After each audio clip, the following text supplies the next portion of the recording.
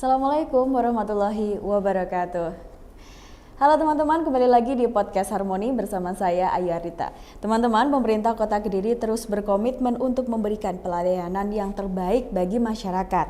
Salah satunya melalui program Kota Layak Anak atau KLA. Nah, sebenarnya KLA sendiri itu apa dan bagaimana implementasi KLA kepada masyarakat? Dan sudah bersama saya narasumber hari ini Bunda Lela dari DP3AP2KB.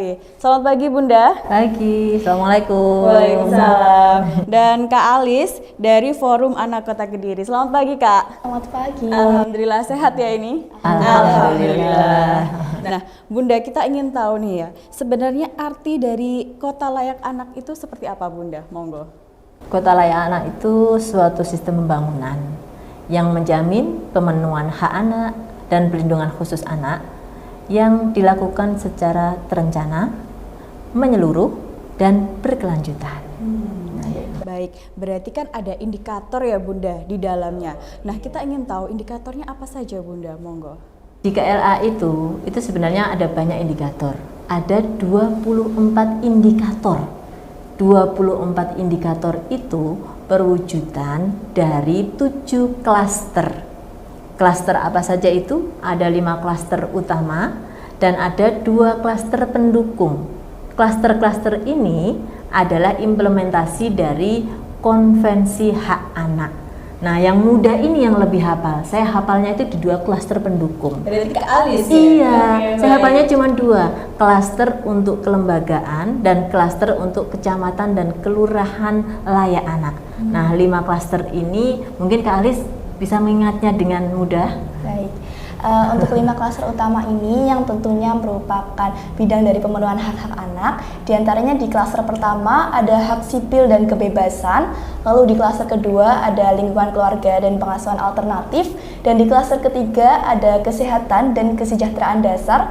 Di klaster keempat ada pendidikan, pemanfaatan waktu luang dan budaya, dan pada klaster terakhir atau klaster kelima ada perlindungan khusus. Baik, berarti pemerintah Kota Kediri benar-benar melakukan pelayanan yang terbaik ya Bunda ya untuk masyarakat Kota Kediri sendiri dengan salah satunya melalui program KLA sendiri, seperti itu ya Bunda ya. Baik, nah Kak Ali, saya ingin tahu nih sebenarnya apa sih peran atau tugas-tugas dari Forum Anak Kota Kediri sendiri, monggo. Tugas-tugas yang dilaksanakan Forum Anak sendiri biasanya kami bagi menjadi 3 peran utama, yakni ada pelopor, pelapor, dan juga PAPP. Yang dimaksud dengan pelopor sendiri ialah kita yang memulai kegiatan positif mengajak anak-anak di Kota Kediri untuk memperjuangkan hak-hak mereka. Lalu yang dimaksud dengan pelopor ialah kita menyampaikan atau melaporkan kepada orang dewasa apabila terdapat penyelewengan atau pelanggaran hak-hak anak. Dan yang terakhir yaitu PAPP yang merupakan singkatan dari partisipasi anak dalam perencanaan pembangunan. Salah satu contohnya ialah Forum Anak ini terlibat aktif dalam rangkaian musrembang RPJPD ataupun RKPD. Berarti Kak Alis ini bersama teman-teman itu langsung terjun bersama Ya, masyarakat betul. gitu ya Bunda ya? Baik sekali. Kalau boleh tahu sejauh ini apakah ada kesulitan seperti itu Kak untuk bersama masyarakat sendiri seperti apa? Mungkin dari beberapa anak-anak masih banyak yang belum mengenal apa sih Forum Anak itu. Jadi kita ketika bersosialisasi dengan mereka harus menjelaskan dari awal seperti definisinya Forum Anak itu apa, peran-perannya apa, hak-hak apa saja sih yang harus kita perjuangkan. Tapi tentunya dari langkah awal tersebut kita akan mendapatkan hasil yang terbaik di masa depan. Baik, terima kasih Kak Alis. Nah untuk Bunda, berarti kan sejauh ini itu kan pemerintah Kota Kediri juga bekerja sama ya Bunda dengan seluruh stakeholder yang ada. Nah sebenarnya bagaimana sih Bunda kerjasama yang selama ini dilakukan bersama stakeholder? Monggo. Kerjasamanya dilakukan dengan koordinasi dan sinkronisasi. Jadi Forum Anak yang tadi panjang lebar disampaikan oleh Kak Alis itu adalah perwujudan dari klaster yang pertama, hak sipil dan kebebasan di indikator partisipasi anak. Dengan banyaknya 24 indikator itu, ternyata Forum Anak itu hanya salah satu indikator.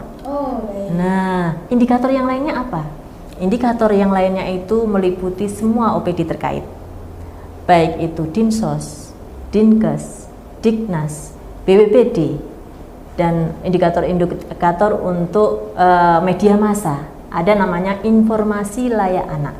Jadi hak sipil kebebasan itu ada indikator informasi layak anak yang itu diampu oleh Diskominfo dan juga media massa.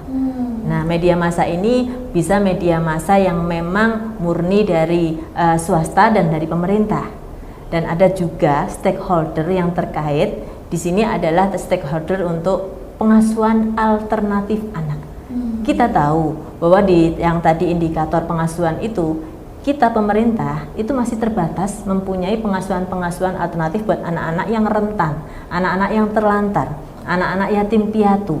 Nah, ternyata LKSA, Lembaga Kesejahteraan Sosial Anak itu dinas sosial tidak memiliki sendiri. Banyak yayasan itu adalah yayasan-yayasan yang muncul dari masyarakat, dari Nahdlatul Ulama, dari Muhammadiyah, dari non-muslim, yang itu notabene bukan milik pemerintah, tapi dinas sosial menjadi pemonef yang monitoring adanya LKSA itu.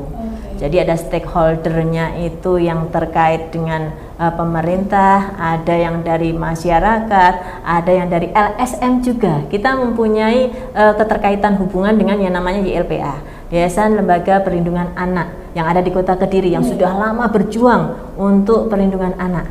Dan kita juga mensinkronisasi kegiatan kita dengan kejaksaan, dengan pengadilan negeri, dengan pengadilan agama, dengan Bapas. Nah, karena apa? Di situ ada perkawinan anak yang melibatkan bukan OPD Pemkot, yaitu Kemenak, di mana perkawinan anak yang batasnya anak seorang manusia atau seorang boleh menikah itu minimal harus berusia 19 tahun loh. Bagi perempuan dan laki-laki. Nah, otomatis rata-rata itu usianya pada 17-18. Urusan siapa? Memang di situ bidang perlindungan perempuan anak itu selaku konselornya, tapi tercatatnya yang melakukan pengesahan dispensasi itu adalah dari pengadilan agama, yang menikahkan adalah dari KUA, stakeholder terkait. Berarti terus berkolaborasi seperti itu ya Bunda. Baik. Nah Bunda, pada tahun ini predikat apa sih yang sedang dikejar sendiri oleh pemerintah Kota Kediri? Kita sebenarnya sudah lama loh bergelut dengan KLA ini, sejak tahun 2015. Sudah cukup lama. Sudah menginisiasi mengikuti KLA. Dan kita mendapatkan predikat yang pertama kali, yaitu nilai ring antara 500 sampai 600, yaitu predikat untuk pratama itu di tahun 2017. 2017 sampai 2019 kita tingkat pratama. 2019 itu kita mendapatkan predikat madya, ring nilai 600 sampai 700. Dari 2019 sampai 2023 kemarin, kita masih mendapatkan posisi di tingkat madya, ring nilai 600 sampai 700. Dan kita berharap tahun ini sampai bulan Juni masih dievaluasi secara mandiri, nanti predikat Nindya, yaitu indikator penilaian sekitar 700 sampai 800 itu bisa kita raih. Baik, semoga semua terlaksana dengan baik, skornya juga semakin tinggi gitu ya Bunda ya. Baik. Nah Bunda, kita juga ingin tahu sebenarnya peran masyarakat itu juga masuk nggak sih Bunda di KLA sendiri, mungkin dari DP3AP2KB, mungkin bagaimana Bunda untuk implementasinya kepada masyarakat sendiri? Monggo. Sangat berpengaruh. Karena peran serta masyarakat di sini itu ada di kader-kader juga. Kak Alis selaku Ketua Forum Anak Kota Kediri ini juga masyarakat kan? Iya. Nah, masyarakat di usia anak. Nah, jadi Forum Anak itu adalah salah satu bentuk dari peran masyarakat yang ada permennya. Jadi Forum Anak itu ada pelaksanaan perwujudannya itu karena Permen PPWPA.